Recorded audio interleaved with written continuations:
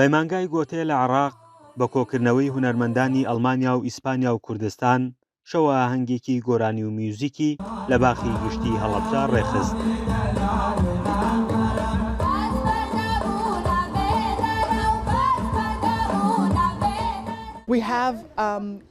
ئەمە تێکەڵکردنی مۆسیقای کوردی و جیهانیە، هونەرمەندەکانیش بە هەمان شێوە.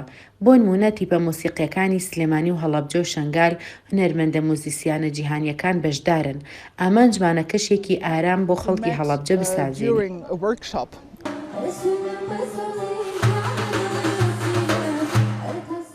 گروپی میوزیکی ئەسنا بە پێشکەشکردنی گۆرانی کوردی ڕەسەن بەشداریان کرد کە گروپەکە لە چەند کوڕووکچێکی گەنجی هەڵەبجە و سلێمانی پێگاتووە. ئەم شەو بە گۆرانی وتن بەشدارم.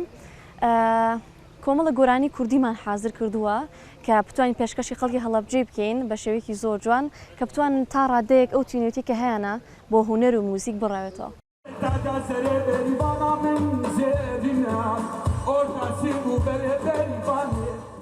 تیپی مۆسیقای میرزۆی شەنگالیش بە بەرهەمە هونەریەکانیان کەشێکی گەرم و گوڕیان بە شەوە ئاهەنگەکە بەخشی.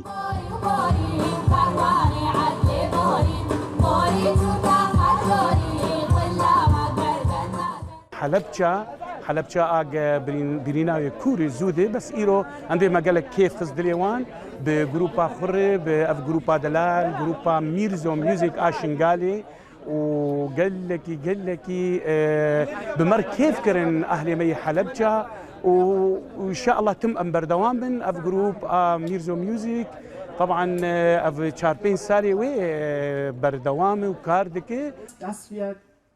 هاوڵاتیانی هەڵەبجەش بە ڕێژەیەکی فراوان بینەری ئەم چالاکیەی پەیمانگای گۆتێ بوون. هیواخواز بوون ئەم چالاکیانە لە شارەکەیاندا بەردەوامی هەبێت. وەکو بینن هاوڕێنمان لە سلێمانی و لە شارەکانی تری کوردستانەوە هاتوون و پێکەوە لێرە کۆبوونەتەوە لەگەڵ ئێمە و ئەم شەو ئاهەنگیان بۆ ئێمە ڕێخستووە. هەڵبەتە ئەمە یەکەم جار نییە کە ئەوان لەم جۆرە ئاهەنگانە بۆ هەڵەبجە ڕێکە خەن. دڵخۆشین بەم جوڵانە کە هەبێت لە هەڵەبجەیە. لەگەڵ گروپە مۆسیقیەکان و پێشکەشکردنی بەرهەمە هونەریە جیاوازەکان هەمووان تا درەنگانێکی شەو خۆشی و شادیان گێڕا. فەرحان هەورامانی، دەنگی ئەمریکا، هەڵەبجە.